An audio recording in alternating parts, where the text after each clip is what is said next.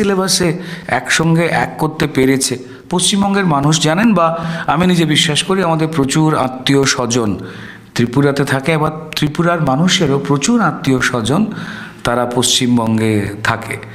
তো ডেফিনেটলি আমরা সবাই এটা জানি। তো সত্যি তৃণমূলের মতো কেউ হতে পারবে না। শেষ বিধানসভা নির্বাচন মানে পশ্চিমবঙ্গ বিধানসভা নির্বাচনে মনে হচ্ছিল যে বিজেপি বেশ ভালো ফলাফল করবে, ইভেন পাওয়ারও চলে আসতে পারে, কিন্তু আবার দেখা গেল তৃণমূলই পাওয়ারে এসছে। এটার পেছনে রিজন কি? যে পশ্চিমবঙ্গের মানুষ বিজেপিকে অ্যাকসেপ্ট করতে পারেনি, না তৃণমূল তার কায়দায় বা মানুষের জন্য এতটা কাজ করেছে পশ্চিমবঙ্গের মানুষের জন্য যে পশ্চিমবঙ্গের মানুষ আবার ভোট দিয়ে তৃণমূলকে ক্ষমতায় এনেছে? কোনটা বলবেন? দেখুন, সেটা হচ্ছে যে আমাদের পশ্চিমবঙ্গে ত্রিপুরার মানুষজন, আমি বলে দিই, এখানে একটা সময় দেখেছিলাম যে আমরা প্যারেড করে তৃণমূলের প্রচুর লোকজন আসছেন। রাজনৈতিক কারণে যে হোটেল ব্যবহৃত হতে পারে সেটা কিন্তু ত্রিপুরার মাটিতে তৃণমূল অনেক বেশি বৈভবের সঙ্গে সেটাকে প্রমাণ করেছে। কারণ আমাদের ওখানে যারা সিকি আদুলি হয় না, ছোটোবেলায় আমরা তার দিয়ে কোমরে ঘুমসি করে কিছু পয়সা লাগাতাম, তো সেই ধরনেরও লোকজনকে দেখেছি বিরাট এখানে এসে তাবড় তাবড় কথা বলে যেতে। এবং একটা অংশের মেনস্ট্রিম মিডিয়াও ত্রিপুরাতে তাদের মিথ্যে বালির সংসারকেও আমাদের ওখানে প্রচার করেছে, হচ্ছে বিরাট স্টোরওয়েল বানানো হয়েছে। তারপর আমরা ফলাফল দেখেছি। কারণ ত্রিপুরার মানুষ তারা বাংলার খবর রাখেন, তাদের আত্মীয়দের খবর রাখেন। আমি তর্কের খাতিরে ধরে নিলাম যে আমি কোনো মিডিয়া চ্যানেল দেখি না বা তার সব কথা বিশ্বাস করি না, কিন্তু আমি আমার আত্মীয় স্বজন পরিজনের কথা তো বিশ্বাস করব।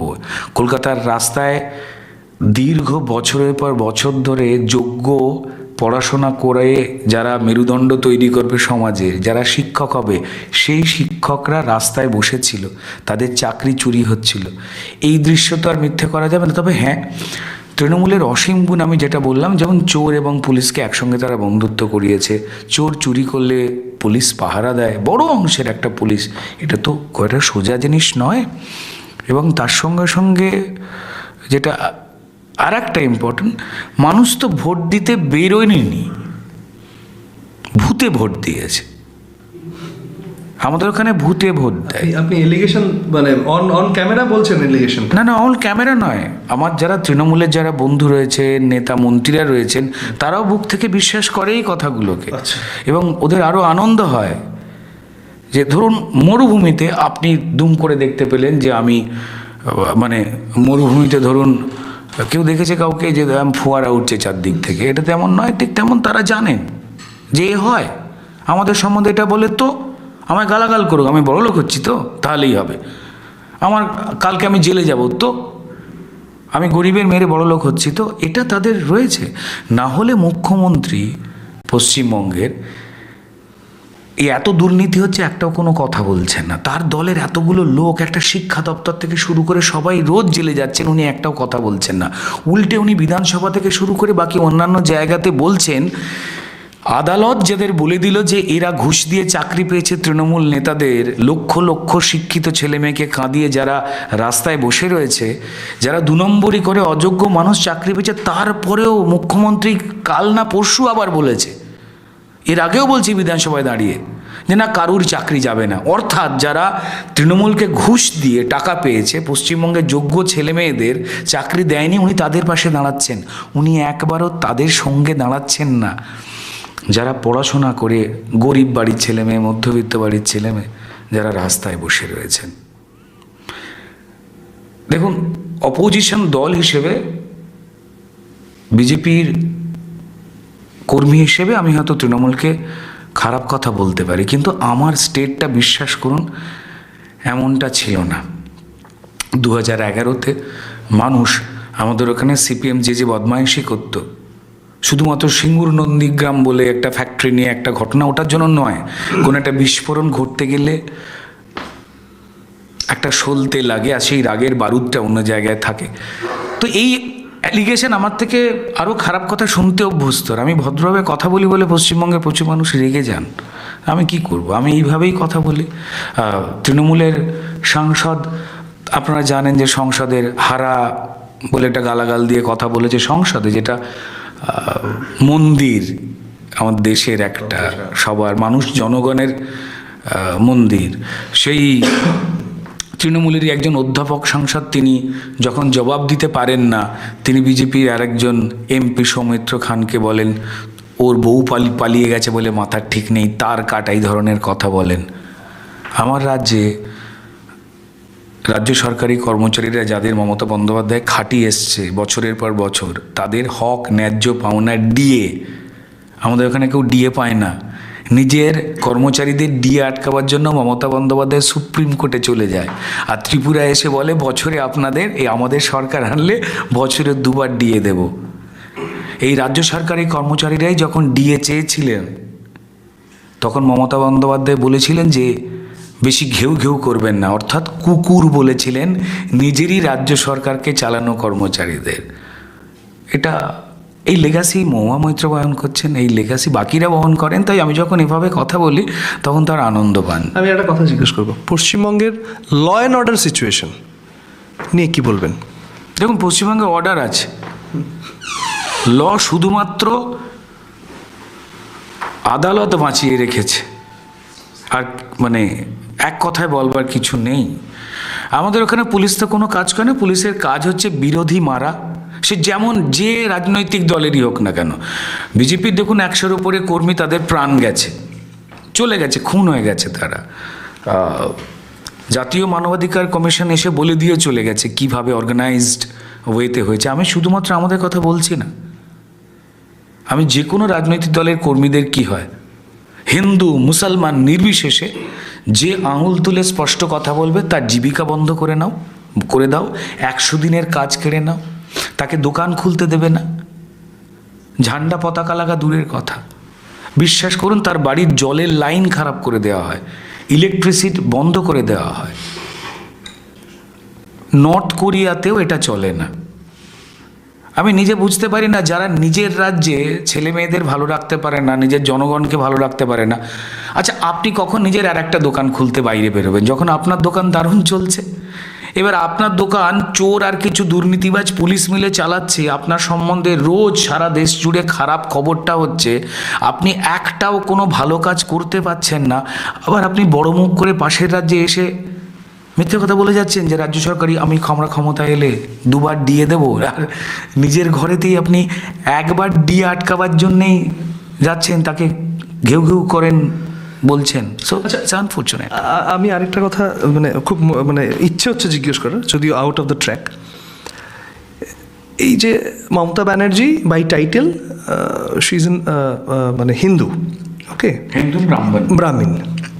তো এই আপনার এই মুসলিম কোনো প্রোগ্রামে ওনার এই সাজ পোশাক কেন বদলে যায়, বা কেন what is the basic logic behind that? কেন উনি সবাই বলে যে কলকাতা, আমি শুনেছি সেটা আপনারা ভালো বলতে পারবেন, যে তোষণ করেন উনি, এটা কেন, কি হোয়াট ইজ দ্য ফান্ডাটা কি ওটার? আমাদের পশ্চিমবঙ্গে যারা আমি একটু আজকে সেকেন্ড কোশ্চেনটা করে রাখি। By profession you are a known artist, আমি নিজেও আপনার ফ্যান, ঠিক আছে, ত্রিপুরাতে প্রচুর লোক আপনার ফ্যান, পুরো ইন্ডিয়াতে প্রচুর লোক আপনার ফ্যান। এই যে বিরোধী দল করার জন্যে আপনার প্রফেশনে কোনো এফেক্ট এসছে কি না, করেছে কি না, দুটো প্রশ্ন রইল। আমি প্রথম দ্বিতীয় প্রশ্নটা বলি, কারণ পরের প্রশ্নটার একটুখানি ব্যাখ্যা দিতে হবে। দ্বিতীয় প্রশ্নের জায়গা হচ্ছিল যে আমার রাজ্যে যদি আপনি গরিব মানুষ হন, তো তাহলে আপনি তৃণমূল গ্রাম পঞ্চায়েত যারা প্রধান রয়েছেন তাদের যা টাকা আছে ওই টাকা দিলে ত্রিপুরা রাজ্যে সারা বছরের বাজেট হয়ে যাবে, চুরির টাকা। পশ্চিমবঙ্গের তৃণমূলের কাউন্সিলরদের যা টাকা আছে সেই টাকা দিলে ধরে নিন দিল্লির বাজেট হয়ে যাবে। দিল্লির, আমি রাজ্য সরকারের কথা বলছি, আমি ওই মাফলার কেজরিওয়ালজির কথা বলছি, ওনার ওখানে। আর বাকি ছেড়ে দিন, তার উপরে উঠছি না। আপনারা দেখেছেন যে তৃণমূলের নেতা মন্ত্রীরা এত ফালতু কাজ করেন না। বান্ধবীর ফ্ল্যাট থেকেই পাওয়া যায় 50 কোটি, ঠিক আছে। এবার নিজের আত্মীয় স্বজনের ফ্ল্যাটে খাটের নিচে কত মানুষের চোখের জল মারা টাকা লুকোনো আছে। তো এটা তো ফলত এদের নিয়মটাই হচ্ছে আপনি যখনই বিরুদ্ধাচরণ করবেন, অর্থাৎ চুরিতে অসুবিধে করবেন, আপনি ওদের বাপ মা তুলে গালাগাল দিন, অসুবিধে নেই, কিন্তু যদি চুরিতে অসুবিধা করে তাহলে ওরা না ঠিক থাকতে পারে না। প্রথম কাজ হচ্ছে গরিব মানুষকে 100 দিনের কাজ বন্ধ করে দেবে, আপনাকে চাষ করতে দেবে না। আপনি কি করবেন? আপনি যাবেন হচ্ছে থানায়, থানার পুলিশ অফিসার প্রথম কথা হচ্ছে যখনই জানেন রিপোর্ট কার্ড আছে ওদের, ওরা বেছে বেছে ওখান থেকেই রিপোর্ট পাঠায়, থানা থেকেই বসে রিপোর্ট পাঠায় তৃণমূল লোকাল লজে, শোনেন এ বোধহয় বিজেপি করছে, কি এ সিপিএম করছে, কি এ আইএসএফ করছে, আমাদের সংখ্যালঘু মেজরিটি যে সংগঠনটা আইএসএফ, সঙ্গে সঙ্গে ঠিক হয়ে যায়। কোন নামে কেস দেবো জিজ্ঞেস করে নেন, খুব সুন্দর সম্পর্ক। তো এইভাবে যখন গ্রামের দিকের মানুষও যায়, শহরে তার ব্যবসাপাতি বন্ধ করে দেওয়া, দোকান বন্ধ করে দেওয়া, যে কোনো জীবিকা বন্ধ করে দেবে। ইভেন আমার জীবিকা প্রায় 1.5 বছরের ওপরে 2021-এ যখন মমতা বন্দ্যোপাধ্যায়েরই ঘরের কেন্দ্র ভবানীপুর, যেখানের মানুষ উনি, আমি যখনই সেখান থেকে বিজেপির প্রার্থী হিসেবে দাঁড়াই, প্রথমত 3বার যা মার খেয়েছি ইলেকশনের সময়তে, আমার মতো পরিচিত মানুষ মরে যেতাম। এবং ইলেকশনের পর যখন কোভিড টাইম চলছিল, ওরা তো সব চুরি করে, মানুষকে দেয় না। তো যখন মমতা বন্দ্যোপাধ্যায়ের বাড়ির এলাকাতেই যখন আমি গিয়ে, যারা গরিব মানুষ রয়েছেন, নর্মালি আমি খাবার দিচ্ছিলাম, আমি বরাবরই এই কাজগুলো করি, তার সঙ্গে রাজনীতি ওসব কোনো সম্পর্ক নেই, তখন আমাকে প্রকাশ্যে চড় মারা হয়। পুলিশ দাঁড়িয়ে দেখলো, আলম গুন্ডাদের আটকালেন না কেন? বলো না, আসলে আপনি যে ফুটপাথে দাঁড়িয়েছিলেন ওটা হচ্ছে অন্য থানার আন্ডারে, আচ্ছা, ডিস্টেন্স হচ্ছে আমাদের মধ্যে 12 ফিট। তিনি দেখছেন যে আমি ত্রাণ দিচ্ছি বলে তৃণমূলের গুন্ডা এসে আমাকে মারছে পাবলিকলি, তিনি দাঁড়িয়ে দেখলেন। এফআইআর টানা হলো না, ফাইল হারিয়ে যাবে। যদি কোনো বিচারক রায় দিতে যান, তো তখন তৃণমূলের মুখপাত্ররা বিচারকদের গালমন্দ করবেন, আদালত ঘেরাও করবেন, যাতে না চোর শাস্তি পায়। তো দ্যাট ইজ দেয়ার। ফলত সেখানে যারা তাদের অন্যায় বা দুর্নীতিগুলোকে নিয়ে কথা বলছেন, তাদের জীবিকা বন্ধ তো করে দেবেনি। আমার 1.5 বছর বন্ধ রেখে দেওয়া হয়েছিল। কারণ দেখুন, হরিপ্রসাদ চৌরাশিয়া আমার দেশের শ্রেষ্ঠ বাঁশি বাজানো একজন মানুষ, পণ্ডিত মানুষ তিনি একজন। যদি পেটে ভাত না থাকে, হরিপ্রসাদ চৌরাশিয়া কিন্তু বাঁশিতে ফু দিতে পারবেন না। তাই ওরা সবার আগে খাবারে লাথি মারে, যাতে তুমি স্যারেন্ডার করো বা ওদের ঝান্ডা নাও বা তুমি মুখ বন্ধ করো। ও জানে আমি ঝান্ডা নেব না, তাই মুখ বন্ধের ক্ষেত্রে। কিন্তু কি হয়, আউট অফ সিলেবাসও কিছু মানুষ হয়, যেটা পশ্চিমবঙ্গের মানুষ এই সমস্যাটাকে ফেস করতে করতে একটা জায়গায় এক হয়ে গেছেন। আমিও তাদের মধ্যে আর একজন মানুষ। তো ফলত আমাকে টলানো গেল না, বিভিন্ন প্রলোভনেও ফেলা গেল না, এই আর কি। তো এই প্রবলেম সবাই ফেস করে, আমিও করেছি। আমি একদম ওই প্রশ্নের উত্তরে চলে যাচ্ছি যে মমতা বন্দ্যোপাধ্যায় যেখানে যান সেই পোশাক পরে বললেন, একদম ভুল কথা। মমতা বন্দ্যোপাধ্যায় শুধুমাত্র যখন আমাদের মুসলমান সম্প্রদায়ের ভাইদের কোনো অনুষ্ঠান থাকে তখন যান, কারণ ওই ভোটটা হচ্ছে 30%। আর যারা সংখ্যালঘু ধরনের মানুষ হন, তারা না একটু একত্রিত হয়ে থাকতে বেশি ভালোবাসে। যখনই মানুষের জীবনে কোথাও একটু অভাব থাকে বা একটু বেশি আশা থাকে, তখন যে কোনো সম্প্রদায়েরই মানুষ হোক, যে কোনো জীবিকারই মানুষ হোক, তারা এক হয়ে জোটবদ্ধ থাকে। যখন আমাদের লাইফে একটু বেশি সব কিছু পাওয়া হয়ে যায়, তখনই কিন্তু আমরা একটু বিচ্ছিন্ন হয়ে যাই, ইন্ডিভিজুয়ালি আরও বড় হওয়ার চেষ্টা করি। তো যেহেতু মুসলমান সম্প্রদায়ের আমাদের ওখানে যারা ভাই বোনেরা রয়েছেন, তারা ইন জেনারেল কিন্তু অনেক বেশি সহজ সরল, এবং মমতা বন্দ্যোপাধ্যায় তাদেরকে কন্ট্রোল করেন হচ্ছে, তাদের কিছু ইমাম রয়েছেন, সেই ইমামদের পুলিশ প্রোটেকশন, নীলবাতি গাড়ি, মাসে মাসে ভাতা। যেমন আমাদের ওখানে ধরুন পশ্চিমবঙ্গে পুরোহিত ভাতা যা, অবশ্য এই পুরোহিতকে আবার তার ছেলেকে তৃণমূল করতে হবে, নাহলে সেই পুরোহিত ভাতা পাবে না। আচ্ছা, হ্যাঁ, এটা মানে নিয়মের মধ্যে বলছি আমি। মানে দেখুন, আমরা নর্থ কোরিয়ায় থাকি, আমাদের ডাকনাম পশ্চিমবঙ্গ, ঠিক আছে, এরকম ভাববার কোনো কারণ নেই আর কি। মানে জীবনটা এরকম নয় পশ্চিমবঙ্গের। এই যাই হোক, আর যারা মুয়াজ্জেম ভাতা, যারা আমাদের মুসলমান সম্প্রদায়ের যারা একই কাজ করেন যেমন হিন্দু পুরোহিতরা করে, তারা যে মাসে ভাতা পান ডাবল। আচ্ছা, রিজন? আমাদের ওখানে আপনি যদি হিন্দু মানুষ হন পশ্চিমবঙ্গে, আপনি যদি পাঞ্জাবি পরে ধরুন স্কুটার বা বাইক নিয়ে যাচ্ছেন রাস্তা দিয়ে, আপনাকে পুলিশ ধরবে। যেহেতু পশ্চিমবঙ্গের পয়সা নেই, পুলিশকেই তোলাবাজির দায়িত্বটা দেওয়া রয়েছে, তাই পুলিশ হেলমেট না পরলে 5-6 হাজার টাকার ফাইন করে। কিন্তু যদি আপনার মাথায় ফেজ টুপি থাকে, গালে দাড়ি থাকে, অর্থাৎ আপনি যদি মুসলিম সম্প্রদায়ের কোনো ভাই হন, তাহলে পুলিশ আপনাকে মন দিয়ে অ্যারেস্ট করবে না।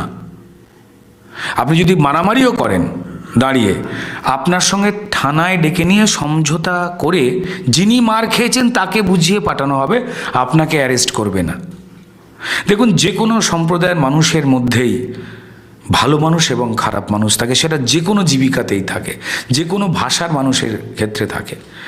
কিন্তু আমি যদি শুধু মুসলিম সমাজের তাদের সহজ সরলতার সুযোগ নিয়ে ভোট পাওয়ার জন্য তাদেরই দুষ্টু ছেলেদেরকে আমি প্রশ্রয় দিই অন্যায় করতে, তখন সেই অন্যায় বাড়তে থাকে এবং গোটা মুসলিম সমাজকে বদনাম করবার জন্য এই ছেলেগুলোই কিন্তু সংখ্যায় একটা একটা করে বাড়তে থাকে, যেটা কিন্তু মুসলিম সমাজের যারা সুস্থ মানুষ রয়েছেন তারা কোনোদিনই পছন্দ করেন না। এবং আজকে শিক্ষিত মুসলিম সমাজ এটাকে দেখে যে একটা অংশের ইমামরা, তারা মুখ্যমন্ত্রীর থেকে বিভিন্ন টাকা পয়সা পেয়ে তারা বিভিন্ন রকম জলসা করে সভা করে তৃণমূল কেন ভালো এটা বোঝাবার চেষ্টা করে টাকার বিনিময়ে। সব ইমাম সাহেবেরা নয়।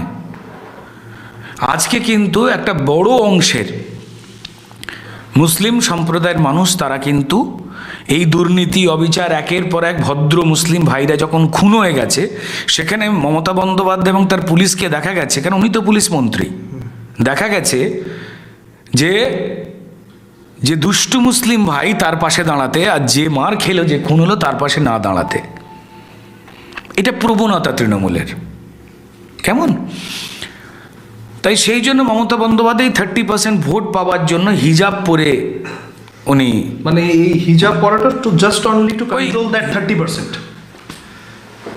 একদমই তাই। এবং তিনি ভাবতেন যেটা কাজ হয়, কিন্তু এখন উনি জেনে গেছেন। প্রথম কথা হচ্ছে যে আমি মসজিদে ওইভাবে যেতেই পারি না, কারণ একটা ধর্মে, তাদের ধর্মের যারা মা বোনেরা রয়েছেন তাদের ওইখানে যাওয়া অ্যালাউ নেই। তাদের অ্যালাউ কে করছেন? ওই কিছু ধান্দাবাজি ইমাম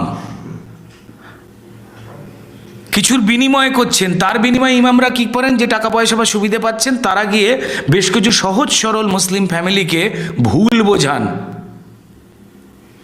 তারা বোঝেন।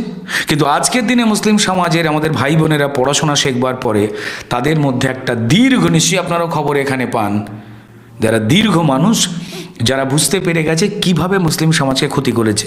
শিক্ষা দীক্ষায় তাদের কোনো পার্সেন্টেজ নেই, তাদের চাকরি রিজার্ভেশনের জায়গা নেই, walk of estate, walk of যে সম্পত্তি সেটা তৃণমূলই চুরি করে বেঁচে দিয়েছে। আবার বলছি, তারা জেলে পড়ে ধরে হচ্ছে যারা সচ্চা মুসলমান, ভদ্র মুসলমান তাদের, কিন্তু যারা শিক্ষিত মুসলমান বা অন্যায় দেখে কথা বলা মুসলমান তাদের পুড়ে ফেলছেন। আর উনি ভরা পেট নিয়ে উনি ইফতার করতে, ইফতার করার নিয়ম কোথায়? খালি পেটে প্রত্যেক নিয়ত উনি যারা আল্লাহের উপাসক রয়েছেন মুসলিম সম্প্রদায়, সেই সম্প্রদায়টাকে ছোট করছেন পশ্চিমবঙ্গে। আর কিছু ইমাম তার ধর্মকেই ছোট করতে গিয়ে বড় বড় কথা বলেন তারা মুখে, একজন এই ধরনের মানুষকে অ্যালাউ করে ফেলছেন। আর দেখুন, মমতা বন্দ্যোপাধ্যায় আবার এসে বললাম, আবার বলছি যে তিনি দুর্নীতিতে বিশ্বাস করেন। তিনি পরীক্ষায় তার রেজাল্টটা ফার্স্ট উনি দেখতে চান।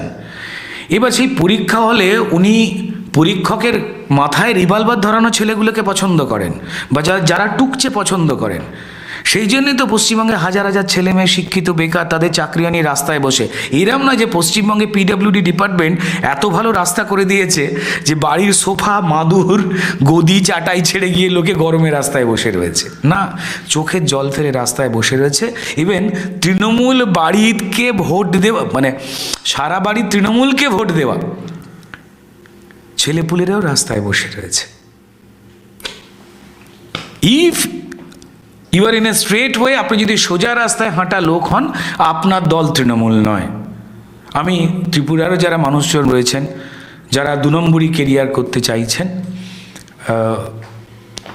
ধান্দাবাজির কেরিয়ার, যাদের পুলিশ ধরলে বা জেলে গেলে লজ্জা নেই, ঠিক আছে, যারা যে কোনো কুকীর্তি করতে চান, বেশি দিন থাকবে না। পশ্চিমবঙ্গের মানুষ জেলে গেছে, মানে জেগে গেছে, তারা ফেলে দেবেন এই সরকারকে। সাধারণ মানুষের কথা বলছি। পশ্চিমবঙ্গের তৃণমূলের সবথেকে বেশি শত্রু হচ্ছে আমরা যারা বিরোধী রাজনৈতিক দলের হয়ে গিয়ে কথা বলি, যে কোনো রাজনৈতিক দল বিরোধী, তারা নয়, সাধারণ মানুষ। সাধারণ মানুষ কেউ একটা কোনো কিছু সত্যি কথা পশ্চিমবঙ্গে ঘটছে পোস্ট করুক, সঙ্গে সঙ্গে পুলিশ তার বাড়িতে চলে যায়, অ্যারেস্ট করে। সেই ছেলেটা বা মেয়েটাকে, বাবা মাকে বলে যে আপনার ছেলে মেয়ে যদি বাড়িতে না ফেরে গণ্ডগোল আছে, কিন্তু আমরা দেখব না। এইভাবে থ্রেট করা হয়। সত্যি কথা পশ্চিমবঙ্গে বলা যাবে না। নিউজ মিডিয়ামকে, সেটা ডিজিটাল মাধ্যম হোক, সেটা স্যাটেলাইট মাধ্যম হোক, মুখ্যমন্ত্রী সরকারি মঞ্চ থেকে দাঁড়িয়ে বলে দিয়েছেন যে পরিষ্কার ভালো ভালো খবর দেখান, যেখানে ভালো ভালো কিছু ঘটছে। এত খারাপ খারাপ খবর দেখাবার কি দরকার? কে চুরি করছে, কে জোর চুরি করছে, যদি দেখান তো তাহলে সরকারি বিজ্ঞাপন পাবেন। আর যদি না দেখান, বিজ্ঞাপন যাতা তাদের বলছি যারা বিজ্ঞাপন দেন এই মিডিয়াগুলোকে, আপনারা হোর্ডিংয়ে বিজ্ঞাপন দিন, এদের দেবেন না। অর্থাৎ এই যেমন আপনি আমার সঙ্গে বসে কথা বলছেন, এই ক্যামেরার পেছনে প্রচুর মানুষ রয়েছেন যারা অফিসে বসে এটাকে এডিট করবেন, যারা ক্যামেরা করছেন, যারা লাইট করছেন, প্রচুর মানুষ রয়েছে। হয়তো দেখতে শুধু যিনি খবর পড়ছেন বা যিনি অ্যাঙ্কার তাকে দেখা যায়। প্রচুর শিক্ষিত ছেলে মেয়ে, তারা কিন্তু এই প্রফেশনটা করে চুরি জোচ্চুরির মধ্যে না গিয়ে নিজেদের জীবনযাপন করছে এবং সত্যি খবরটাকে তুলে আনবার চেষ্টা করছে। আমাদের পশ্চিমবঙ্গের মাননীয় মুখ্যমন্ত্রী তার বিরুদ্ধে, উনি চোরেদের পক্ষে। পশ্চিমবঙ্গের বাইরে সেই দলকে পশ্চিমবঙ্গের মানুষ তো ফেলে দেবেই, পুলিশ দিয়ে কোনো রকমের টিকে আছে ভয় দেখিয়ে, যাতে মানুষ মুখ খুলতে না পারে। ত্রিপুরাতেও আমি দেখলাম যে খুব সাংঘাতিক খারাপ অবস্থা, এবং ত্রিপুরা দেখেছিলাম যে পশ্চিমবঙ্গের মুখ্যমন্ত্রী যখন এসেছিলেন, প্রচুর লোক হেঁটেছে। মানে মমতা ব্যানার্জি যখন রোড শো করেছেন এখানে, প্রচুর, পুরো রাস্তা ভরে লোক ছিল, প্রচুর সাপোর্টার ছিল। আমি কালকে যে কোনো একটি লোককে পাঠাতে পারি, একটা দলের নাম দেবো ফুস, আমি তার পেছনে লোক হাঁটাবো, যদি 500 থেকে 700 টাকা করে দিই, উনি সেই কাজটা করেছেন, সবাই জানে। সেই জন্য মমতা বন্দ্যোপাধ্যায় সভা কিন্তু অতটা হিট করেনি। এটা কলকাতা তো খবর, আমরাও জানতাম। আমরা আবার আসছি ফিরে, একটু চা আর পকোড়া এসছে, ঠান্ডাও হচ্ছে, খিদেও পেয়েছে। আমরা চায়ের পর্বটা শেষ করে আবার ফিরে আসছি, আবার রতনীদার সঙ্গে কথা বলবো। দাদা, একটা কথা বলতে হয় যে মমতা ব্যানার্জি ক্ষমতায় এসে কলকাতাকে একটা ব্র্যান্ডে পরিণত করলো, কলকাতা একটা ব্র্যান্ড ইনভলভ করলো, দ্যাট ইজ কল্ড বিশ্ব বাংলা। লোগো হলো, বিশ্ব বাংলার নামে প্রচুর কাজ হলো, ভালো কাজ হলো, মানে আমরা দেখতে পাচ্ছি ভালো কাজ হলো। অ্যাকচুয়ালি বিশ্ব বাংলা আমরা অনেকবার মানে বোঝার চেষ্টা করেছি, এটা বিশ্ব বাংলাটা কী, মানে ব্র্যান্ডিং হচ্ছে পশ্চিমবঙ্গের বা কলকাতার বা তৃণমূলের ব্র্যান্ডিং হচ্ছে, এটা কী, ওইটা যদি একটু লাইটিং করে। দেখুন, মানে সেটা হচ্ছে যে পশ্চিমবঙ্গ নিজের গুণেই অনেক বড়, এবং সেটা রবীন্দ্রনাথ ঠাকুর থেকে আর মানে কি বলবো, সেটা নেতাজি সুভাষচন্দ্র বসু, রবীন্দ্রনাথ ঠাকুর, স্বামী বিবেকানন্দ, সত্যজিৎ রায়, পণ্ডিত রবিশঙ্কর, আরও মানে বলতে গেলে অনেক নাম হয়ে যায় আরও। তো সুতরাং আচার্য জগদীশচন্দ্র বসু বিজ্ঞানী, তো সবার জন্যেই কিন্তু পশ্চিমবঙ্গের অনেক আগে থেকে একটা তৈরি হওয়া পরিচিতি বিশ্বের দরবারে। এবার তৃণমূল কি করে বিশ্বের কাছে নিজেকে একটু আলাদা করে দেখাবে, সেই জন্য এই একটা ব্র্যান্ডিং তৈরি।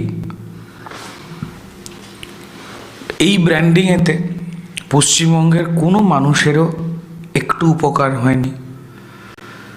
পশ্চিমবঙ্গে উন্নতি কোনো কিছু হয়নি ব্র্যান্ডিংয়ের জন্য। এই ব্র্যান্ডিং নিয়ে বিতর্ক রয়েছে। এই ব্র্যান্ডিংয়ের আলটিমেট কপিরাইট নাকি মমতা বন্দ্যোপাধ্যায়ের ভাইপো অভিষেক বন্দ্যোপাধ্যায়ের কাছে, এবং সেই নিয়ে বিস্তর জল ঘোলা হয়েছে, তবে এটা থেমে নেই এইটুকু বলতে পারি। যেটা প্রাইভেট একটা লোগো সরকারের কাছে গেল কিভাবে এবং কি করে তার হাত বদল হলো, সে নিয়ে নিশ্চয়ই পরে আলোচনা হবে। তবে আমার যেটা মনে হয় যে নিশ্চয়ই এটার সঙ্গে দুর্নীতি বা আর্থিক কোনো লেনদেনের কোনো একটা গল্প আছে, না হলে আমাদের এখানে কোনো প্রজেক্ট কিন্তু হয় না, কোনো কাজই হয় না। আর পশ্চিমবঙ্গের মানুষ হিসেবে কোনো উপকারই হয়নি মানে বিশ্ব বাংলার জন্য, তাই এটাকে নিয়ে মানে আর কোনো কিছু বলবার নেই। তবে হ্যাঁ, এর যে গণ্ডগোল রয়েছে তার তো যে দুর্নীতি হয়েছে একটা, সেটা সামনে আসবেই। আচ্ছা, এবার ইম্পর্টেন্ট কোশ্চেন হচ্ছে, পশ্চিমবঙ্গের পর বরাবর লাস্ট বছর দুয়েক আমরা লক্ষ্য করেছি, ইনফ্যাক্ট 3 বছর বলতে পারি, 2.5 বছর, তৃণমূল পশ্চিমবঙ্গের পর তৃণমূলের পাখির চোখ হচ্ছে ত্রিপুরা। ওয়াই ত্রিপুরা? কেন শুধু ত্রিপুরাই কেন? মানে এরা বলছেন, মানে যারা যারা ত্রিপুরাকে নেতৃত্ব দিচ্ছেন তৃণমূলের হয়ে, আপনি বেটার বলতে পারবেন কারা কারা দিচ্ছেন, কেন দিচ্ছেন, বা ত্রিপুরাই কেন একের পর এক টেস্ট ম্যাচ ওরা খেলতে যাচ্ছেন, মিউনিসিপ্যাল ইলেকশন, তারপর আবার বিধানসভা ইলেকশন, কি রিজনটা কি? ওয়াই ত্রিপুরা? প্রথম জায়গা হচ্ছে যে যতটুকু আমি খবর পাই, আমার যেটা বুঝতে সুবিধা হয়, দেখুন পশ্চিমবঙ্গের সব থেকে বেশি টাকা যে ব্যবসাতে হয়, যে অবৈধ ব্যবসাতে হয় বলা বেটার, সেটা হচ্ছে গরু পাচার। এবার আপনি গরু পাচার করবেন কি করে বিদেশে, যদি আপনার কাছে বর্ডার এরিয়া না থাকে? তো এবার পশ্চিমবঙ্গে আমরা জানি যে বর্ডার এরিয়া যতটা রয়েছে, ত্রিপুরাতে সব থেকে বেশি বর্ডার এরিয়া রয়েছে, বা বলা ভালো যে অনেকগুলো জায়গাতে অনেকগুলো মানে আমার দেশের বাইরের অন্যান্য দেশের সঙ্গে কানেকশন করতে গেলে সেই খোলা জায়গায় বর্ডারের সংখ্যাটা অনেক বেশি। তো যার ব্যবসা করা, অবৈধ ব্যবসার যাদের, ধরুন আমি একটা ব্র্যান্ডের ওর কাপ সিরাপ আছে, সেই ব্যবসাটা হয় পশ্চিমবঙ্গে 2-3টে জায়গা দিয়ে মূলত এটা হয়, কারণ সেই জায়গাগুলো বেশি নেই, তাই পশ্চিমবঙ্গে বর্ডার এরিয়াটা ভারতবর্ষের অন্যান্য রাজ্যের সঙ্গে তার গা ঠেকাঠেকি রয়েছে, কিন্তু ডিরেক্টলি সীমান্ত সেটা ত্রিপুরার অনেক বেশি। এবং কমিউনিকেশনের সুবিধার জন্য আমাদের একই ভাষা বাংলা, ঠিক আছে, অধিকাংশেরই। তো সেই কারণে চোরেদের যারা এজেন্ট, তাদেরও অপারেট করতে বাংলা ভাষায় খুব সুবিধা হবে, এবং এতটা বর্ডার, তো সেই জন্য এর বাইরে কোনো কারণ নেই। পশ্চিমবঙ্গ থেকে ত্রিপুরায় এসে যারা তৃণমূলকে নেতৃত্ব দিচ্ছে, তাদের পশ্চিমবঙ্গের রাজনীতিতে কি ভূমিকা? দে আর হেভিওয়েট, মানে পশ্চিমবঙ্গে হেভিওয়েটরা ত্রিপুরায় আসছেন, নাকি পশ্চিমবঙ্গে যারা ব্রাত্য তারা ত্রিপুরাতে আসছেন? দেখুন, পশ্চিমবঙ্গের মানুষের কাছে, দেখুন রাজনীতি যারা করেন বা প্রফেশনাল যারা পলিটিশিয়ান, যারা 24 ঘন্টাই রাজনীতিতে দেন, সেই সংখ্যার মানুষের কাছে কি আমি সেটা বলতে পারবো না, কিন্তু আমি সাধারণ মানুষের পালসের কথা বলছি। সাধারণ মানুষের কিছু যায় আসে না, কারণ জানেন কেউ ছোট চোর, কেউ বড় চোর, কেউ অনেক দিন ধরে চুরি ব্যবসা চালাচ্ছে, কেউ নতুন এজেন্সি নিয়েছে, তাই তারা তৃণমূল, এবং নতুন করে অন্য একটা জায়গায় তারা গেছে সেখানে ব্যবসা খোলবার ধান্দাবাজি করতে। তো এটা পশ্চিমবঙ্গের মানুষ জানে। তবে যারা দেখুন আসছে, তারা যদি এতটাই ইম্পর্টেন্ট হতো, আমরা একে অপরের রাজ্যের অনেকটা খোঁজ রাখি, তো তাহলে সেই অনুযায়ী মানুষের উচ্ছ্বাস আমরা দেখতে পেতাম। আমরা সেটা দেখতে পাচ্ছি না।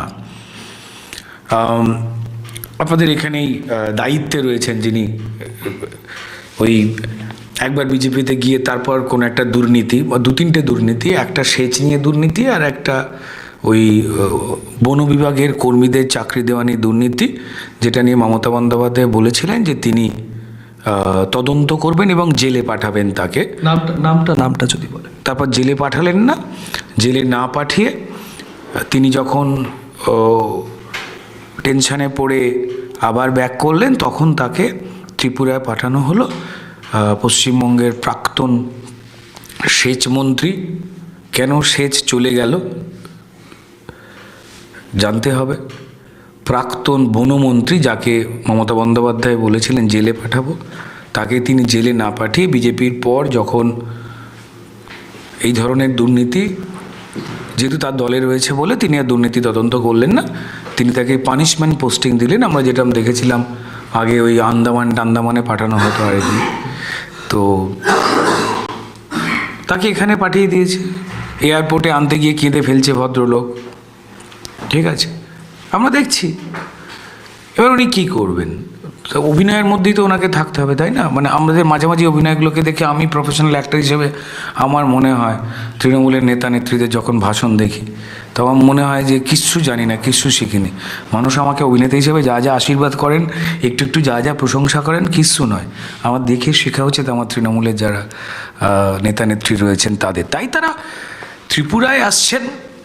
আমি বলবো ত্রিপুরাবাসীকে, তিনি যে রাজনৈতিক দলে বিশ্বাস করেন না কেন, সেটা আপনি শাসক দল বিজেপির হতে পারেন, আপনি সিপিআইএমের হতে পারেন, আপনি কংগ্রেস হতে পারেন, ত্রিপুরা হতে পারেন, যেই হতে পারেন, মাথায় রেখে দেবেন তৃণমূল যদি এখানে আসে তার মানে হচ্ছে আপনার এখানে যে কোনো একটা 2 নম্বরই ব্যবসা করতে, যেটা মানুষের ক্ষতি করবে কিন্তু কিছু চোরের টাকা ইনকাম হবে, সেটা করতে আসে। সবকটা দল মিলে সাবধান হওয়া উচিত, নাহলে সমস্যা হয়। যে আমরা পশ্চিমবঙ্গে যারা রয়েছে তারা জানি, পশ্চিমবঙ্গে মুখ খুললে জেল হয়ে যায়, সে খবর নিশ্চয়ই আপনারা জানেন।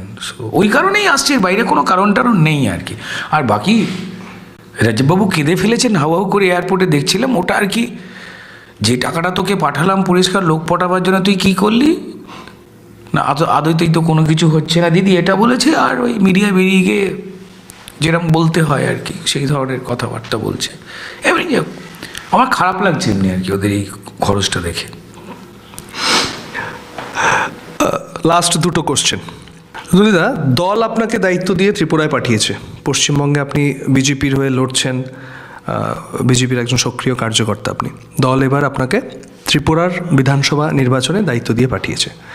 এবার স্পেসিফিক্যালি কোনো নির্দিষ্ট কোনো কনস্টিটিউয়েন্সিতে দায়িত্ব দিয়েছে, না অনেকগুলো কনস্টিটিউয়েন্সিতে আপনি মানে দায়িত্ব নিয়ে এসছেন? মানে আর আসার পর অলরেডি 2 দিন হয়ে গেছে আপনার এখানে, কি বুঝতে পারছেন? আবহাওয়া কি বুঝতে পারছেন? কি দেখতে পাচ্ছেন? মানে what is the difference between West Bengal and Tripura? কি দুটো স্টেটের কি ডিফারেন্স? 5 বছর বিজেপি এখানে শাসন করেছে, পশ্চিমবঙ্গে 10 বছরের উপর তৃণমূল অলরেডি আছে। তো এই 5 বছর আর 10 বছরের তুলনাটা কি করে করবেন? এবং যে দায়িত্ব দল আপনাকে দিয়ে পাঠিয়েছে, সেই দায়িত্বে আপনি কোথায় আছেন? মানে কোন দায়িত্বে আছেন? কতটা কনস্টিটিউয়েন্সিতে আপনি থাকবেন? দেখুন, প্রথমত হচ্ছে যে আমাদের পশ্চিমবঙ্গ থেকে প্রচুর যারা বিজেপির বিভিন্ন স্তরের কার্যকর্তা রয়েছেন, এটা দলীয় নিয়মের মধ্যেই আর কি পড়ে, বা দলীয় আবেগের মধ্যেই পড়ে যে এটা তো একটা এই মতামতের যুদ্ধ, এটা গণতন্ত্রের একটা বড় উৎসব। তাই সেখানে যাদের লড়াই তাদের সহযোদ্ধা হতে। এবং যখন আমাদের ওখানেও নির্বাচন হয়েছে তখন সারা ভারতবর্ষ থেকেও প্রচুর মানুষ এসেছেন, তাই আমাদের এখানে আসা। আর আমি মূলত ধানপুরের দিকটাতেই, ধানপুর বিধানসভার দিকটাতেই রয়েছি, ওখানের মিটিংয়ে অংশগ্রহণ করছি, ওখানেই রয়েছে। এবং মাননীয় কেন্দ্রীয় মন্ত্রী প্রতিমা ভৌমিকের ওখানেই রয়েছি আর কি। তো ঘটনাটা হচ্ছে, আমি যদি নিরপেক্ষ মানুষ হিসেবে কোনো রাজনৈতিক দলের ব্যানার ছাড়াও যদি আমার কোথাও আসতে ইচ্ছা হতো, তো তাহলে প্রতিবাদের জন্য অবশ্যই হতো। কি হয়, কিছু মানুষের ব্যবহার এবং কিছু মানুষের চলাফেরা কি হয়, আমরা বাড়ির লোকেরা বাড়িতে একরকম করে একটা মানুষকে পাই, সে হয়তো কারোর বাবা বা মা, আবার সে যখন তার কর্মক্ষেত্রে দায়িত্ব পালন করেন, অফিসে, আদালতে, যেখানেই হোক না কেন, তখন তার আর একটা অন্য চেহারা পাওয়া যায়। আমি দুটোভাবেই খুব ভালো করে বোঝবার চেষ্টা করেছি। নেতামন্ত্রী, দেশ রাজ্যের অনেককেই চিনি, জানি। এই মানুষটাকে দেখে আমার মনে হয়েছে যে এই রকম অনেকগুলো মানুষ দরকার। শুধু ত্রিপুরা রাজ্যের জন্য আমি বলছি না, অনেক গুণী নেতা রয়েছেন ত্রিপুরাতে। আবার কোনো একটা রাজনৈতিক দল তারা যদি ক্ষমতায় না আসে কোনো দিন, বা হয়তো ছিল, নেই, তাদের সবাই চোর খারাপ, এই জোর করে এই কথাটা আমার মুখ দিয়ে মিথ্যা কথা কেউ বলাতে পারবে না। তাই ভালোটা না সব সমাজ খোঁজে, ঠিক তেমনই এই ভালোটার খোঁজ যে ভারতীয় জনতা পার্টির উপরে লোকজন আস্থা রাখছে এবং এই আস্থাটা যে বাড়ছে, এটা আমি প্রতিমা ভৌমিকের সঙ্গে যখন বিভিন্ন মিটিং মিছিলে যাচ্ছি, আমি সেখানটায় না বুঝতে পারছি। এবং সবথেকে বড় কথা এই যে এর আগে এটা সিপিএমের খুব বেশি প্রচার ছিল, এখন আমাদের ওখানে তৃণমূল সেই অস্ত্রটা দিয়েই প্রচারটা করে। সেই জায়গাটা হচ্ছে যদি বিজেপি কোথাও ক্ষমতায় আসে, তাহলে সেখানে যারা আমাদের মুসলিম জনসংখ্যা রয়েছে, আমাদের ভাই বোনেরা রয়েছে, তাদের নামাজ পড়া বন্ধ করে দেবে, তাদের ধর্মাচরণে বাধা দেবে। যখন দেখে এতেও বুঝি হচ্ছে না, বলছে বাংলাদেশে পাঠিয়ে দেবে। তো এই বিভিন্ন রকম কথাগুলো কিন্তু এই বেশ কিছু ইমাম সাহেবদেরকে মাথায় বা পকেটে যে কোনো ধরনের ভালোবাসা পুরে দিয়ে এরা বলাবার চেষ্টা করে। সবাই নয়, একটা অংশের মানুষকে। কারণ বহুত ইমাম সাহেবকে আমরা চিনি যারা অত্যন্ত দায়িত্ব নিয়ে শুধুমাত্র তার যা কাজ সেটা করে যাচ্ছেন মানুষের জন্য। আর কিছু আছে সব জায়গায়। তো সেখানে গিয়ে যেটা দেখা, যেটা হিউজ অংশের সংখ্যালঘু সম্প্রদায়ের মানুষ, আমি মিটিংয়ে বসে দেখছিলাম। দেখুন, মিটিংয়ে না আপনি কাউকে পয়সা দিয়ে নিয়ে আসতে পারেন তৃণমূলের, যদি সিলেবাস মেনটেন করে, যেভাবে তৃণমূল করে। ওদের তো অনেক টাকা, তো মানে ফালতু খরচের টাকা ওদের বেশি। তো এবার সে কিন্তু বসে প্রত্যেকটা বক্তব্যে, প্রত্যেকটা জিনিসের জায়গায় যখন তাকে দেখি হাততালি দিচ্ছে, তার পাশের মানুষটার সঙ্গে আলোচনা করছে, করে আবার শুনছে, আবার হাততালি দিচ্ছে এবং আলোচনা করছে, যে কোনো সাধারণ মানুষের তারা যদি মন দিয়ে, যারা অডিয়েন্স রয়েছেন, তাদের বডি ল্যাঙ্গুয়েজ দেখে কিন্তু আমরা বুঝতে পেরে যাই যে আদৌ ভালোবেসে এসেছে নাকি কোনো সুবিধে পেতেও কিছু মানুষ আসে, এবং নাকি কোনো প্রেশারে, তাই না? ঠিক সেখানে তারপর মিটিং শেষ হয়ে যাওয়ার পর, তারপরেও যখন এই মানুষকে দেখতে পাচ্ছি তার সঙ্গে আলোচনা করছে, এবং এখানে বুঝতে পারি যেটা পশ্চিমবঙ্গে সিপিএম তৈরি করে রেখে দিয়েছিল, যে সেকুলার বা ধর্মনিরপেক্ষ মানে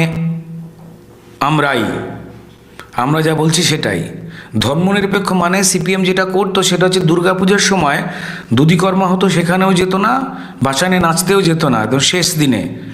কিন্তু ইফতার পার্টিগুলোতে সেকুলার হওয়ার জন্য আস্তে আস্তে কিন্তু গিয়ে ফল খেতে বসে বসে ভরা পেটে, ঠিক যেটা মমতা বন্দ্যোপাধ্যায়ও করছেন। ঠিক আছে, তো এটা না একটা আলাদা গল্প। এটা মুসলমান সমাজের যারা, আবার বলছি, যাদের একটু চোখ কান খোলা রয়েছে, তারা তো একসঙ্গে একটু বেশি সরল হন, তারা দুম করে কেউ কিছু বলে দিলে বিশ্বাস করে ফেলেন। কিন্তু এবার তারা কিন্তু মাপতে শুরু করেছেন। আসলে সবাই না ভালো থাকতে চায়, একটু ডাল ভাত মিলিয়ে একটু ভালো থাকতে চায়। তারা পরিষ্কার দেখেছেন যে মোদী সরকার, তার নামে পরিষ্কার এই সিপিএম যা যা কথা বলেছিল, ঠিক তার উল্টো ঘটনাগুলো ঘটছে। তার সরকার, মোদী সরকারের এমন কোনো প্রকল্প নেই যে প্রকল্প শুধুমাত্র হিন্দুদের জন্য বা শুধুমাত্র কোনো সম্প্রদায়ের জন্য। প্রত্যেকটি প্রকল্প যাতে প্রত্যেকটা সম্প্রদায়ের মানুষ, জনজাতির মানুষ সবাই যাতে পায়, সেই জন্যই সবকটা প্রকল্প চলছে এবং উপকার পাচ্ছে। যদি আমি জোর করে, এরা যে মিথ্যে কথাটা বলছে, এটাকে জোর করে অনেকে বিশ্বাস করতে চেয়ে দেখেছে যে উপকারটা তার হচ্ছে না, মানুষ তার উপকারটুকু পায়। মোদী সরকার সে কি তার নিজের টাকা দিচ্ছেন? না, আমাদের প্রত্যেকেরই ট্যাক্সের টাকা সেই টাকাটা সঠিকভাবে যাতে মানুষের হাতে পৌঁছয় ঠিক সময়, সেই জিনিসটা করছেন। আজকে আমরা সারা পৃথিবীকে ভ্যাকসিন দিচ্ছি। যখন ভারতবর্ষ ভ্যাকসিন, এটা আমাদের ভারতবাসীর বেশ কিছু মানুষের দোষ।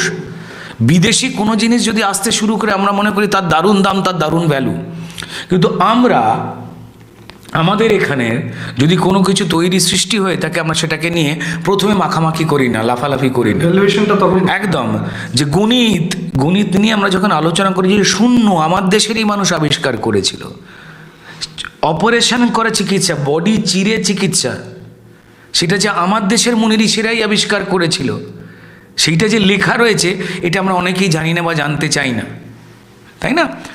ঠিক তেমনই যখন মোদিজির ইচ্ছাতে আমাদের ভারতবর্ষের ডাক্তাররা, ভারতবর্ষের গবেষকরা তারা ভ্যাকসিন তৈরি করে ফেললো, এবং শুধু তাই নয়, পৃথিবীর কাছে আমরা ভ্যাকসিন পাঠালাম। এখন সবাই বিনা পয়সায় আমরা ভ্যাকসিন নিয়ে হ্যাপিলি রয়েছি। এখনও পৃথিবীর প্রচুর উন্নয়নশীল দেশ, তারা ভারতবর্ষকে দুহাত ভরে আশীর্বাদ করছে। শুধু নিজেদের ভালো নয়, অন্যকে ভালো রাখবার জন্য চেষ্টা করেছে। যারা বিপদে পড়েছে তাদের পাশে দেশটা দাঁড়াচ্ছে।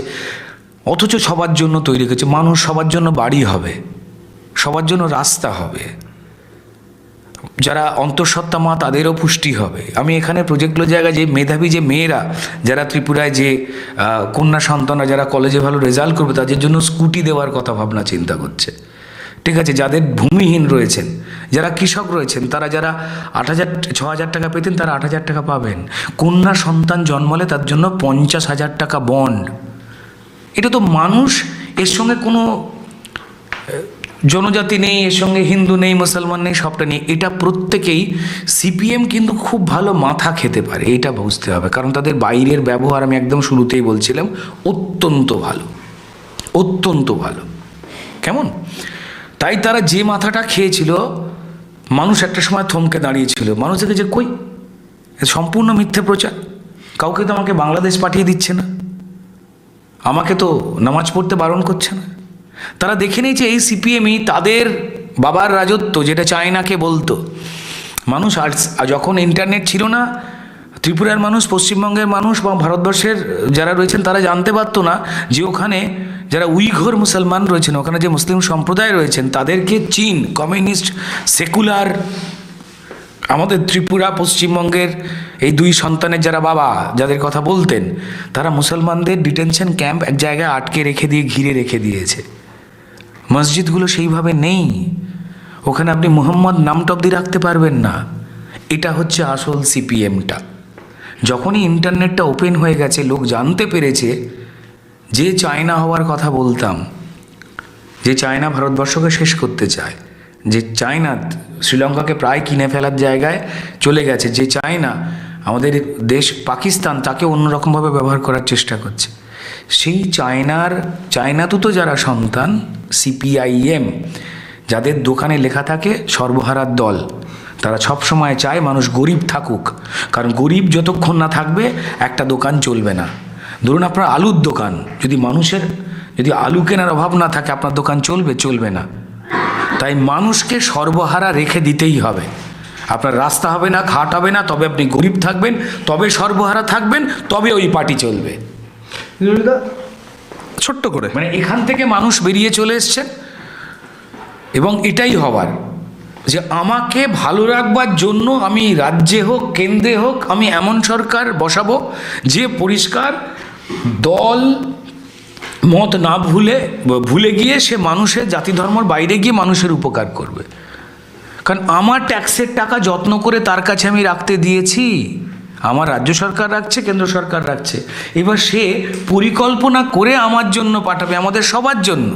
এবার মানুষ 5-7 বছর প্রচুর দুর্নামের পর যখন দেখতে শুরু করেছে, এটা ঘটতে শুরু করেছে, মানুষের মন চেঞ্জ হয়ে গেছে। তো ফলস্বরূপ মানুষ হয়তো ত্রিপুরার ক্ষেত্রে আমি বলবো যে ডাবল ইঞ্জিন সরকারে মানুষ ভরসা রাখছেন, এবং যে প্রকল্পগুলো শুরু হয়েছে এবং আসতে চলেছে, যে কোনো মানুষই অস্বীকার করতে পারবেন না। ফলত একটা লাস্ট কোশ্চেন, লাস্টে আপনার নিজের বানানো একটা কবিতার 2 লাইন শুনবো, সেটা একটা রিকোয়েস্ট ছিল। আর তার আগে 2 দিদিকে আপনি দেখছেন, এক দিদি আপনার রাজ্যের দিদি, আরেক দিদি যার প্রচারে আপনি এসছেন, দুজনের মধ্যে বেসিক ফারাক। প্রথমটা হচ্ছে যে ঠিক এই মুহূর্তে যখন আমরা কথা বলছি, ত্রিপুরার মানুষ, পশ্চিমবঙ্গ মানুষ যারা আমাদের কথা শুনবেন তারাও মিলিয়ে নেবেন, তারা জানেনও হয়তো। প্রথম কথাটা হচ্ছে যে আমাদের পশ্চিমবঙ্গের মমতা দিদি শুধুমাত্রই যারা তৃণমূলের হয়ে গিয়ে মানুষকে জ্বালাতন করে তাদের উন্নয়নের কথাবার্তা বলেন, তাদেরই উন্নয়নের কথা ভাবেন, তাদেরই পয়সা পাইয়ে দেন প্রয়োজনের থেকে বেশি। আর যারা শিক্ষিত ভাইরা রয়েছে আমাদের পশ্চিমবঙ্গের দিদি, সেই ভাইদের রাস্তায় বসিয়ে রেখে দেন বা ভাইদের সত্যি কথা বলার অপরাধে জেলে পাঠিয়ে দেন। আর আমি আমাদের ত্রিপুরার প্রতিমাদির কথা যদি বলি, সেই মানুষটা সারাক্ষণ ধরে আমি দেখেছি, আমাদের বাংলা একটা কথা আছে না, পায়ে কি তোর চরকি দেওয়া আছে নাকি যে সারাক্ষণ ছুটছিস। আমি মানুষটাকে দিল্লিতে দেখেছি, আমি মানুষটাকে পশ্চিমবঙ্গে দেখেছি, এই মানুষটাকে ত্রিপুরায় দেখেছি। ঠিক যেভাবে চলেন, যেভাবে কথা বলেন, ঠিক সেইভাবে সর্বত্র বিরাজ করেন। কাজ কাজ কাজ কাজ কাজ কাজ কাজ। সেই কাজটার মধ্যে আমার কি, সেই কাজটার মধ্যে আমার যে কজন পরিচিত ভাই, একদম সেটা নেই। তার মধ্যে যেটা রয়েছে যে আমার দলের যে খেটে মরছে সেও যেমন আমার ভাই, আর আমার ভাই মোদিজির নির্দেশে বাকি অন্য ভাইদের জন্য, সে হয়তো অন্য দলের কর্মী, সে হয়তো কোনো দল করে না, সেই ভাইটারও ভাই। এটা হচ্ছে বেসিক ডিফারেন্স। প্রচণ্ড রকমভাবে আমি দেখি। কি দেখছেন আগরতলার এই বিধানসভা নির্বাচনের ফলাফল কি হতে পারে, কি আইডিয়া করছেন? আইডিয়া যে হচ্ছে যে আবার মানুষ পরিষ্কার এই সরকারকেই চাইছে, কারণ প্রবণতা দেখতে হয়। এতগুলো বছর হয়ে গেছে সিপিএম এখানে ছিল, ডেভেলপমেন্ট বলতে যে যে জিনিসগুলোকে দেখানো হয় সেগুলোকে না করে ওই বললাম আগে একটা চরম কথা বলেছি, মানুষ মিলিয়ে নিন এখানকার, যে গরিব রেখে দাও তবে তোমার দল চলবে, কারণ তোমার সর্বহারার দল। সে যদি 2 পয়সা রোজগার করতে শুরু করে তাহলে সে আর সর্বহারা থাকছে না, তোমার দলও থাকবে না। তাই গরিব রেখে দাও, অভাব রেখে দাও। গরিবিয়ানাকে বা অভাবকে তারা প্রমোট করতো। রাস্তাঘাট খারাপ থাকবে, হসপিটাল ভাঙা থাকবে, সরকারি অফিস সেখানে ঝুল পড়ে থাকবে, একটু অভাব অভাব গরিব। যে কোনো বামপন্থী নেতাকে দেখুন যথেষ্ট রকম ক্ষমতা আছে, সর্বহারা, গান্ডে পিণ্ডে ভাত খাচ্ছে তো বাড়িতে, তাহলে তুই সর্বহারা কি করে হলি? ত্রিপুরা বিধানসভা নির্বাচনে এবার একটা ইউনিক মানে অ্যালায়েন্স হয়েছে, কংগ্রেস এবং সিপিআইএম, যারা 25 বছরের চিরশত্রু, তারা এবার অ্যালায়েন্স করেছে।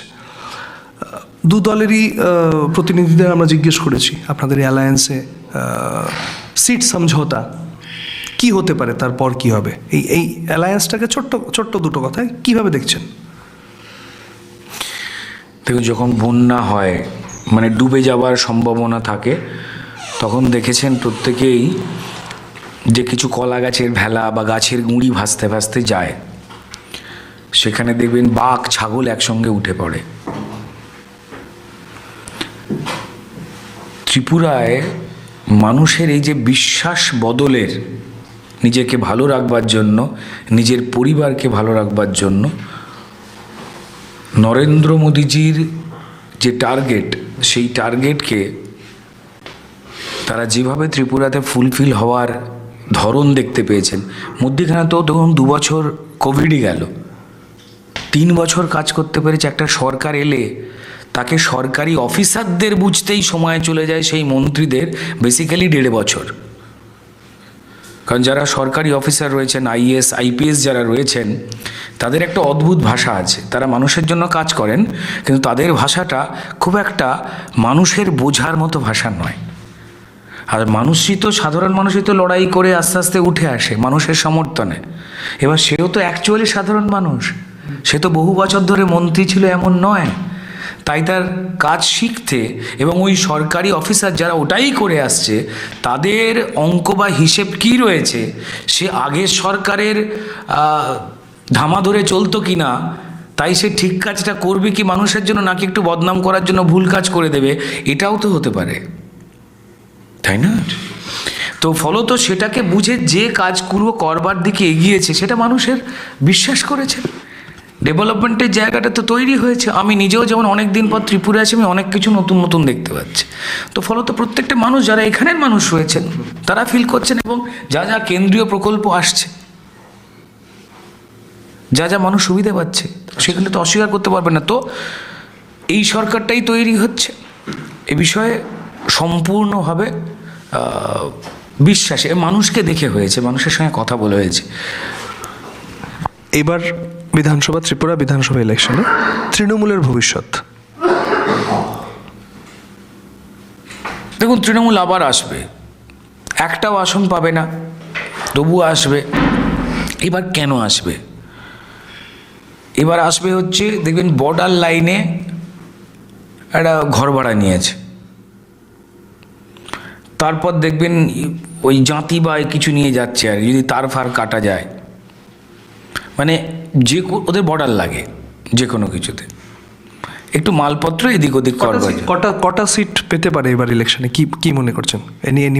Any chance? দেখুন, এই যে কথাটা বললেন না, মানে আমার খুব খারাপ লেগেছে। আমি রাস্তায় গাড়ি দাঁড় করিয়ে তৃণমূলের পতাকা গুঁজছিলাম, একটা ফাঁকা মাঠ, বিশ্বাস করুন দুটো ছাগলও নেই যে ঘাস খাবে, কুকুরও নেই যে কোনো মানুষ ভাত দেবে, মানে মানুষের বাড়ি নেই, এটা বোঝাচ্ছি আর কি। আমি সেখানে দেখলাম অনেক দূর যাওয়ার পর একদিকে দেখলাম একটা ইট ভাটা, সামনে দূরে ইট ভাটা, অভিষেক বন্দ্যোপাধ্যায় হাসছে, একটু বেঁকে হাসছে, কারণ যে লাগিয়েছিল ভুল লাগিয়েছিল, উনি বেঁকে গেছিলেন।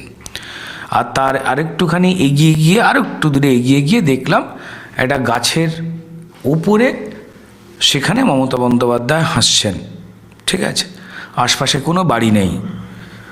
আমি তৃণমূলকে বলবো যে ইমিডিয়েটলি কালকের খরচা বন্ধ করে দিন, লাভ নেই তো, মানে এমন জায়গায় লাগিয়ে যে মানুষ দেখতেই পাবে না, এরকম। রাজীব বন্দ্যোপাধ্যায়ের ওপরে বিশ্বাস করেছেন। শেষ আপনার একটা কবিতা। আমি কবিতা কি বলবো, দেখুন, আমি প্রথম হচ্ছে যে ত্রিপুরার, আবার বললাম যে আমাদের প্রায় আড্ডা শেষে চলে এসেছেন, ত্রিপুরার মানুষ আর কি দেখে।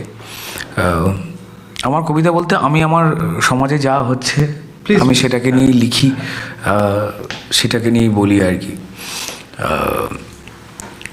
আমি জাস্ট 4 লাইনই বলবো আর কি। আমি আবার বলছি যে আমি চাই আমাদের এখানে যারা যারা ভারতীয় জনতা পার্টির প্রার্থী হয়ে দাঁড়িয়েছেন, প্রত্যেকে অত্যন্ত যোগ্য, তারা যেন বিপুল ভোটে জয়যুক্ত হয়, এবং যা হয় ব্যক্তিগত জায়গা থেকে বেশ কয়েকজনকে জানি, তাদের মধ্যে প্রতিমাদি রয়েছেন, চাইবো যেন আমার চেনা মানুষগুলো বেস্ট রেজাল্ট করে আর কি।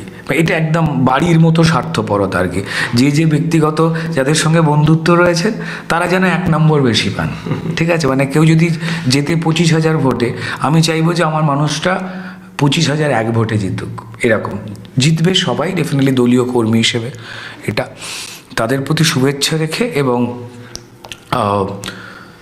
বাকি যারা গণতান্ত্রিক পদ্ধতিতে চুরি জচ্চুরি ছাড়া হেরে যাবেন,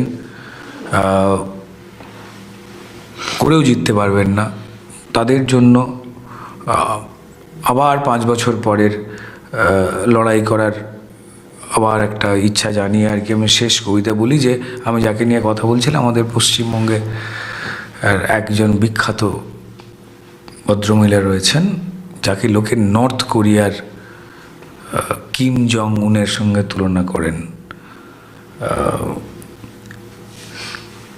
তাকে নিয়ে যাস কয়েকটা কথা বলবো ছোট করে আর কি।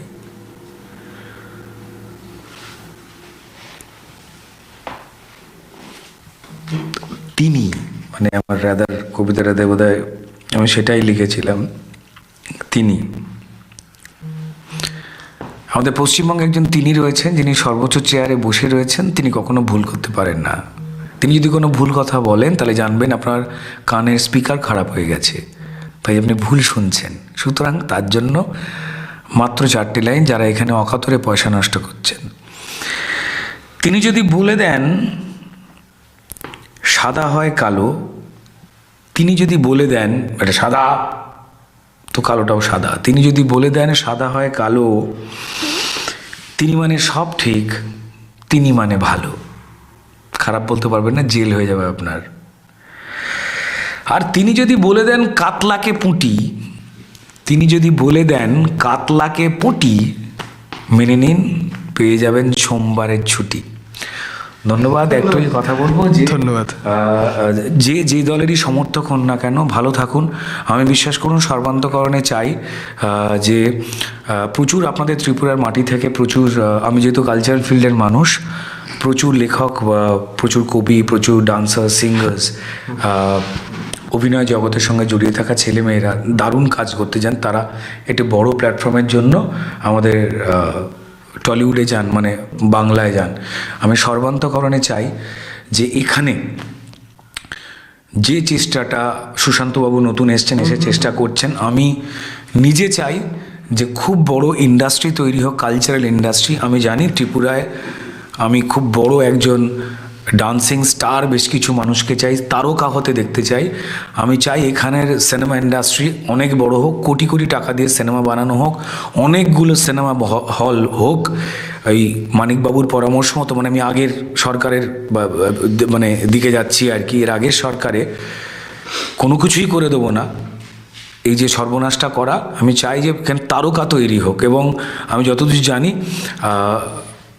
আমার এই সরকারে কয়েকজনের সঙ্গে কথা হয়েছে, আমি সুশান্তবাবুর সঙ্গেও আরও কথা বলবো এরপর, এই ব্যস্ততার সুযোগগুলো কেটে গেলে, যে যা যা সাহায্য বা অভিজ্ঞতার জায়গা থেকে প্রয়োজন পশ্চিমবঙ্গ থেকে, ডেফিনেটলি আমি চাই যে ত্রিপুরার ভাই বোনেরা এখানে বসেই যে ফেম অর্জন করবে, যে নাম সুনাম অর্জন করবে, তার জন্য তাদের পশ্চিমবঙ্গে যাওয়ার দরকার পড়বে না। বরং পশ্চিমবঙ্গ থেকে আমি প্ল্যান করছিলাম ত্রিপুরায় এত সুন্দর সুন্দর জায়গা রয়েছে, কি করে আমাদের টলিউডকে এখানে নিয়ে এসে শুটিং করা যায়। আমি চাই এখানে শুটিং ফ্লোর হোক, দারুণ দারুণ হোক, আর মিডিয়ার জায়গা থেকে আরও ডেভেলপ করুক, যাতে রোজ এখানের খবর আমরা ওখানে বসে দেখতে পাই। অসংখ্য ধন্যবাদ। ব্যস্ত সময় থেকে অনেকটা সময় বার করে রাত প্রায় 11টায় আমাদের এই ইন্টারভিউ শেষ হলো আজকে। অসংখ্য ধন্যবাদ রুদুলদা, আপনাকে ধন্যবাদ। দেখতে থাকবেন কুরুক্ষেত্র।